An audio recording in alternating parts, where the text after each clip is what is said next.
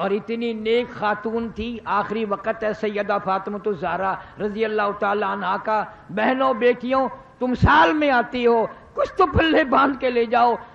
آخری وقت میں حضرت علی کو بلوایا رضی اللہ تعالی عنہ اور فرمایا میری ایک وصیت ہے, اس کو پورا کر دینا, اور وہ یہ ہے اگر میرا انتقال دن میں ہو جائے تو جنازہ پھر بھی رات کو اٹھانا.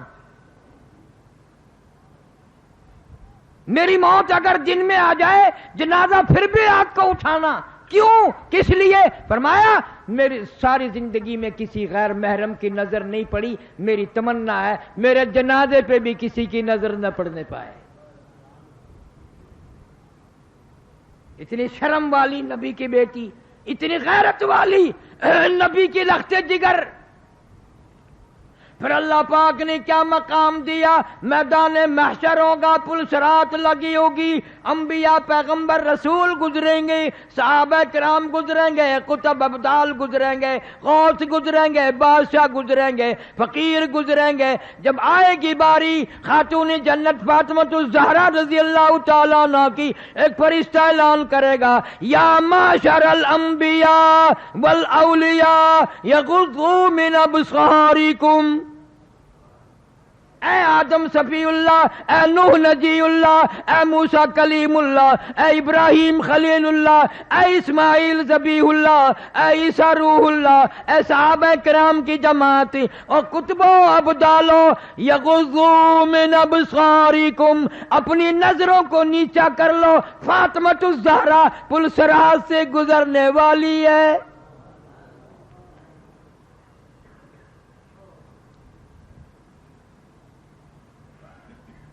آج کل عورتیں یہ پتہ نہیں کرتی فاطمۃ الزہرا کا لباس کیسا تھا.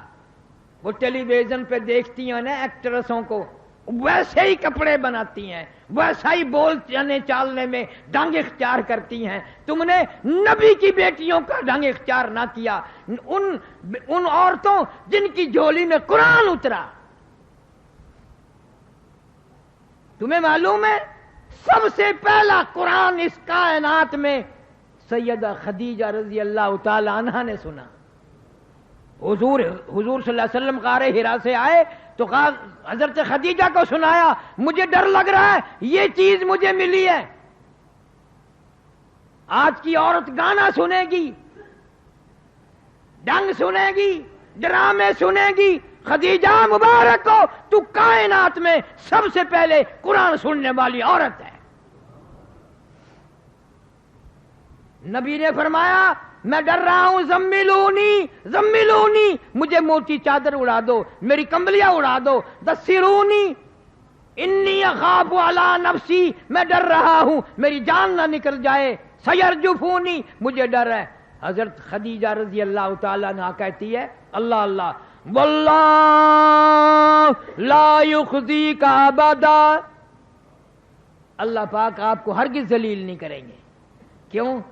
اس لیے کہ آپ یتیموں پر شفقت فرماتے ہیں, غریبوں کی ہمدردی کرتے ہیں, مہمان نوازی کرتے ہیں, محتاجوں کے سودے خرید کے لاتے ہیں.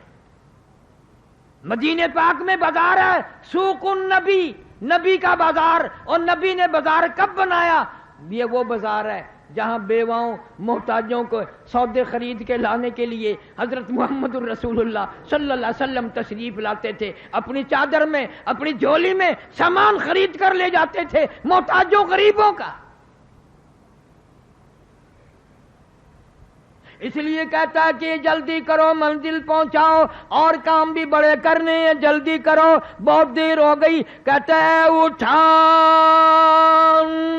والوں کیوں جلدی ہے تمہیں, اے اٹھانے والوں کیوں جلدی ہے تمہیں, او بال بچوں سے تو ملنے دے مجھے, یہ میرے یتیم بچے, یہ میرا پیار اجڑ گیا, میرے بچوں کو لاڈ ختم ہو گیا, ارمان ختم ہو گئے, رویا کریں گے, کوئی نہ پوچھے گا کیوں روتے ہو. یہ ننھی ملنی دھی میری, یہ بچیاں رو لیں گی, بہانے بہانے لوگ تانا دیا کریں گے, بہانے بہانے لوگ جھڑکے دیا کریں گے، دروازوں پہ کھڑا نہ ہون دیں گے۔ ماں باپ جن کے زندہ ہو عید کے دن پوچھیں گے تمہیں کیا چاہیے، یہ عید کے دن 4 آنسو بہا کر 2 سانس لے کر بیٹھ جائیں گی۔ ایک مرتبہ اور دکھا دو، سوچا کریں گے ماں کیسی ہوتی ہے، امی کیسی ہوتی ہیں، ایک مرتبہ منہ اور دکھا دو۔ زیادہ جلدی نہ کرو، دکھا دو انہیں، یہ لاوارث ہو گئے، آج بے سہارا ہو گئے، آج ان کی محبت اجڑ گئی، پیار اجڑ گیا۔ کہتا پر ایک بات ہے، خیال کرنا میری عزت برباد نہ کرنا، میری بیوہ کو نہ تاڑنا، میری دھیوں کی عزت کو آپ برباد نہ کرنا، میں قبر میں ہوں گا، کل کو ایسا ہو سکتا ہے تم دنیا ہی میں ہو، تمہاری دھیوں کی آبرو اڑا دی جائے، تیری بہن کی عزت اڑا دی جائے۔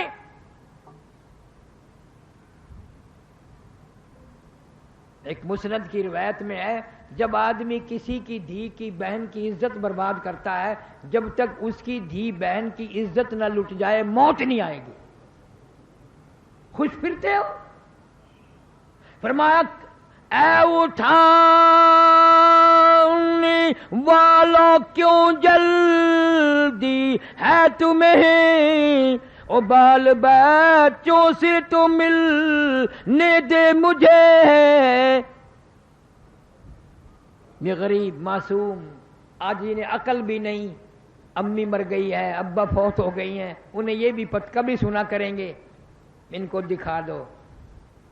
اور میرا اپنا حال یہ بن گیا ہے، حدیث شریف میں آتا ہے حضور صلی اللہ علیہ وسلم نے فرمایا جب جنازہ گھر سے اٹھایا جاتا ہے 3 چیخیں مارتا ہے، 3 چنگیاڑ مارتا ہے، اور یوں فرمایا آدمیوں کے سوا سب سنتے ہیں، اگر لوگ ان چیخوں کو سن لیں تو جگر پھٹ جائیں، کلیجے پھٹ جائیں۔ ہر آدمی کہتا ہے کاش میں اس گھر میں دل نہ لگاتا، اس گھر کو اپنا مسکن نہ بناتا، ٹھکانہ نہ بناتا، آج چھوڑ کے جاؤں گا۔ اے کاش یہ مکان ہمیشہ کے لیے میں نے بنایا تھا، رہنے کے لیے کوٹھی بنائی تھی، بسنے کے لیے بنگلہ بنایا تھا، آج اس میں سے نکل جاؤں گا، اور ایسا نکلوں گا پھر کبھی آؤں گا نہیں، آنے کی اجازت وہاں سے نہیں ہے۔ دوسری چیخ مارتا ہے اے کاش میں اس دنیا کو اپنا نہ بناتا، کچھ آخرت کی تیاری کرتا، موت آئی تو ننگا ہوں، پلے سامان کوئی نہیں۔ اور گھر سے نکلتے ہوئے کہتا ہے لوگوں میرے گھر کا خیال کرنا، میری عزت کو برباد نہ کرنا، اور کہتا ہے اے خدا سنتا ہے دل کی بات تو، اور مدعا دیتا ہے ہاتھوں ہاتھ تو، اور کھٹکھٹاتا ہوں تیری چوکھٹ کو میں، تیرے دروازے پہ گرنے لگا ہوں، تیری حاضری میں حاضر ہونے لگا ہوں، تو میرا رب ہے، میں تیرا بندہ ہوں، میری گناہوں کی وجہ سے بربادی ہو گئی، مجھے معافی عطا فرما۔ ہزاروں گناہ میں اپنے ذمے لے چلا ہوں، ہزاروں گناہوں کا بوجھ میرے اوپر پڑ رہا ہے، ایسے گناہ جن کو میں گناہ بھی نہ سمجھتا تھا، جن کو میں برائی خیال نہ کرتا تھا، جن کو میں عیب نہیں سمجھتا تھا، آج میرے گلے میں وہ گناہ فٹ ہو گئے، وہ مجھے گناہ تنگ کر رہے ہیں، برباد کر رہے ہیں، جن کو میں نے کبھی گناہ ہی نہ سمجھا۔ اس طرح یہ آخری بارات اور آخری دلہا گھر سے نکل جاتا ہے، پھر ہمیشہ ہمیشہ کے لیے اس دنیا میں کبھی نہیں آتا۔ اللہ والے ہوں، غریب ہوں، امیر ہوں، فقیر ہوں، مسکین ہوں، قبروں میں سب کو جانا پڑے گا۔ ہم نے نماز کا اہتمام نہیں کیا، حدیث شریف میں آتا ہے، علماء کرام نے لکھا ہے مسواک کر کے وضو کر کے نماز پڑھنے والے کو آخری وقت میں ضرور کلمہ نصیب ہوگا۔ ضرور کلمہ نصیب ہوگا. اور فیم کھانے والا کوشش بھی کرے پھر بھی آخری وقت میں منہ سے کلمہ نہیں نکلے گا. اس لیے آج آخری جمعہ ہے، میں نے آخری زندگی کے بارے میں کچھ عرض کر دیا، بیان کر دیا. اللہ سبحانہ و تعالی ہم سب کی موت کا معاملہ آسان فرمائے اور ساری امت کی مغفرت فرمائے، ساری مخلوق پہ فضل اور کرم فرمائے، سارے عالم اسلام کی حفاظت فرما، ایمان اور یقین کے ساتھ خاتمہ بالخیر فرما. مولا کریم کپڑے ہوں نہ ہوں، دولت نہ ساتھ ہوگی، حکومت سلطنت ساتھ نہ ہوگی، ایمان قرآن ساتھ مل جائے. قرآن کے ساتھ اتنا پیار کر، اتنی محبت کر، اتنا دل لگا کہ تیرے سارے گھر والے تجھے قبر میں چھوڑ کر چلے آئیں اور قرآن تیری ساتھ قبر میں بندہ بن کر بیٹھ جائے. قبر میں بندہ بن کر منکر نکیر آئیں گے سوال کرنے کے لیے، زمین کو پھاڑتے ہوئے مردہ گھر بڑھائے گا. میرے تیرے نبی نے ارشاد فرمایا، سارے کہہ دو صلی اللہ علیہ وسلم. وہ کہے گا گھبرانا، جواب میں دوں گا، کچی یاری نہیں.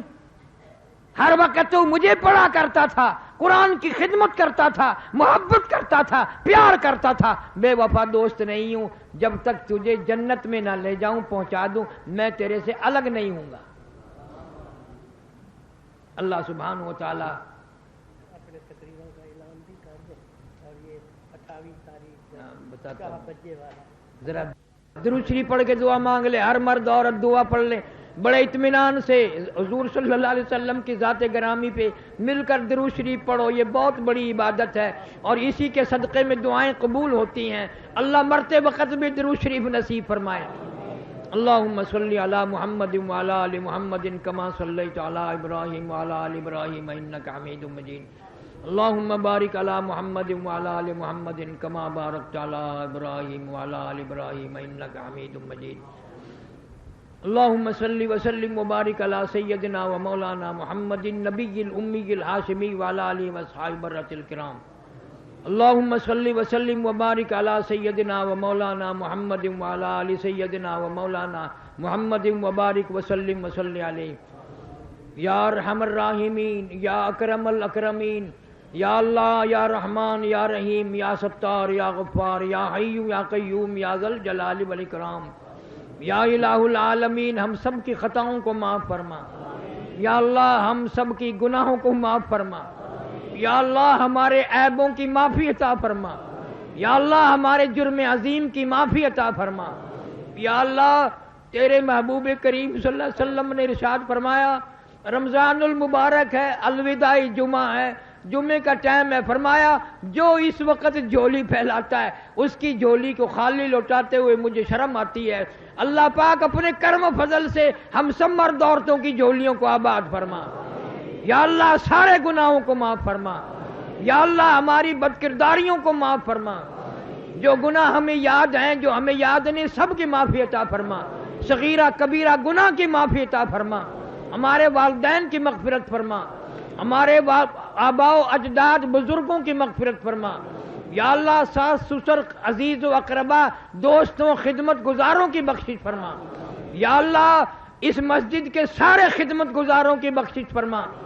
تمام مرد عورتوں کی بخشش کے فیصلے فرما. یا اللہ صفائی کرنے والے، اذان دینے والے، اس مدرسے میں پڑھنے پڑھانے والے تمام کی مغفرت فرما. تمام کو کلمہ اور ایمان و یقین والی موت عطا فرما.